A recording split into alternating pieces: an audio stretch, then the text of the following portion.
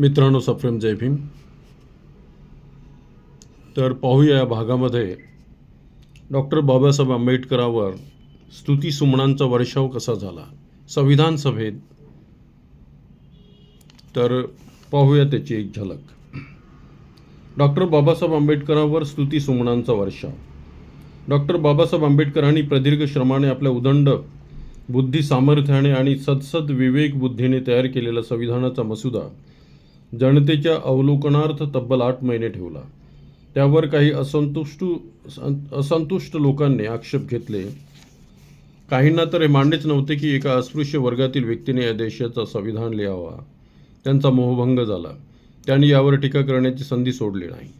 Doctor Babasaheb आंबेडकरांनी त्यांच्या प्रत्येक आक्षेपांचा आणि टीकेचा उपरोक्त भाषणात अगदी तपशीलवारपणे, अत्यंत सूक्ष्मपणे आणि सुज्ञपणाने जबाब दिला. आणि भाषणाच्या शेवटी त्यांनी अत्यंत मार्मिक, जे आज वर्तमानात खरे ठरत आहे, असे वाक्य म्हटले. जर प्रस्तावित संविधानात काही चुकले असे म्हणता येणार नाही, तर आपणास असे म्हणावे लागेल की माणूसच अधम आहे. अत्यंत बोधप्रद आणि सखोल विचार करण्यासारखे, चिंतन करण्यासारखे वाक्य ते सांगून गेले. एखाद्या देशाचे संविधान कितीही चांगले असले आणि निवडून गेलेले लोकप्रतिनिधी त्याचा गैरवापर, दुरुपयोग करत असतील, तर त्याचे दुष्परिणाम होणारच. म्हणूनच बाबासाहेबांनी त्यांना अधम माणूस म्हणून संबोधिले आहे. राष्ट्र संविधानानुरूप चालवणे हे लोकप्रतिनिधीचे कर्तव्य आहे, नव्हे तर त्याचे वैधानिक उत्तरदायित्व आहे. डॉक्टर बाबासाहेब आंबेडकरांनी केलेले अद्भुत, अकल्पनीय, अविश्वसनीय, अलौकिक कार्याचा अनेक मान्यवरांनी आणि सभासदांनी मुक्त हस्ते गौरव केला. त्यांच्यावर सभागृहात निखळपणे मुक्त हस्ते स्तुती सुमने उधळली. त्या सभासदांचे विचार खालीलप्रमाणे आहेत.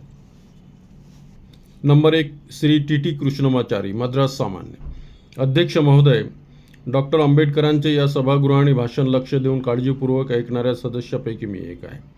या संविधानाचा मसुदा तयार करताना त्यांना किती कष्ट सहन करावे लागले असतील, तरीही त्यांनी किती उत्साहाने जबाबदारी पार पाडली याची मला जाणीव आहे. पण त्याच वेळी हे संविधान जे आपणाकरिता एवढे महत्त्वाचे आहे, त्याचा मसुदा तयार करताना मसुदा समितीने जेवढे लक्ष द्यावयास पाहिजे होते तेवढे दिले नाही याचीही मला जाणीव आहे. या सभागृहाला याची जाणीव असेल की याच सभागृहाने मसुदा समितीवर ज्या 7 सदस्यांची नियुक्ती केली होती, त्यापैकी एकाने या सभागृहाचा राजीनामा दिला, म्हणून त्यांच्या जागी दुसऱ्यांना नियुक्त करण्यात आले. एका सदस्याचा मृत्यू झाला आणि ती जागा रिकामीच राहिली. एक सदस्य दूर अमेरिकेत निघून गेले आणि त्यांची जागा भरली गेली नाही. दुसरे एक सदस्य राज्याच्या राजकारणात व्यस्त होते, गुंतलेले होते आणि एक प्रकारची पोकळी निर्माण झाली होती. 1 किंवा 2 सदस्य दिल्लीपासून फार दूर होते आणि कदाचित प्रकृती स्वास्थ्याच्या कारणास्तव त्यांनी बैठकीत भाग घेतलाच नाही. याचा अंतिम परिणाम असा झाला की या संविधानाचा मसुदा तयार करण्याची संपूर्ण जबाबदारी डॉक्टर आंबेडकर यांच्यावर आली आणि त्यांनी हे महत्त्वपूर्ण कार्य निसंशय अत्यंत समर्थपणे पूर्ण केले, यात तीळ मात्र शंका नाही. याकरिता आम्ही त्यांचे कृतज्ञ आहोत. नंबर 2, कृष्णचंद्र शर्मा, संयुक्त प्रांत सामान्य. डॉक्टर आंबेडकरांचे अभिनंदन करण्याच्या प्रक्रियेत मीही सहभागी होऊ इच्छितो. त्यांनी उत्तम रीतीने ही सर्व योजना आखली, तेवढ्याच उत्तम तऱ्हेने त्यांनी ती या सभागृहापुढे मांडली. त्यांना यासाठी किती कठोर परिश्रम करावे लागले आणि काल या सभागृहातील त्यांच्या प्रभावी आणि स्पष्ट प्रमाणाबद्दल मी त्यांच्या अभिनंदनाच्या प्रक्रियेत सहभागी होऊ इच्छितो. महोदय, या संविधानावर विचार करताना आपणास या वास्तवाचे भान ठेवावे लागेल की संविधान हे काही स्वतःचे ध्येय नव्हे. संविधान काही विशिष्ट ध्येयासाठी निर्माण करण्यात आले आहे आणि हे उद्दिष्ट सर्वसामान्य लोकांच्या कल्याणाचे उद्दिष्ट आहे. राज्याचे स्थैर्य आणि सामान्य माणसाची समृद्धी व विकास यांची आहे. भारतात जेव्हा आपण व्यक्तीची समृद्धी आणि विकास म्हणतो, तेव्हा त्याचा अर्थ स्वसिद्धी, स्वविकास आणि स्वहेतूंची पूर्ती असा होतो. जेव्हा आम्ही लोकांचा विकास असे म्हणतो, तेव्हा एक संघटित समर्थ राष्ट्र असे आपणास म्हणायचे असते. नंबर 3, लोकनाथ मिश्र, ओरिसा सामान्य. महोदय, ही संविधान सभा जी भारताच्या सार्वभौमत्वाचे प्रतिनिधित्व करते आणि जिला आपल्या स्वातंत्र्याला आकार, रूप आणि प्रतिष्ठा प्राप्त करून द्यायची आहे, तीच सभा त्या ठिकाणी प्रस्तुत संविधान मसुद्यावर विचार विनिमय करीत आहे.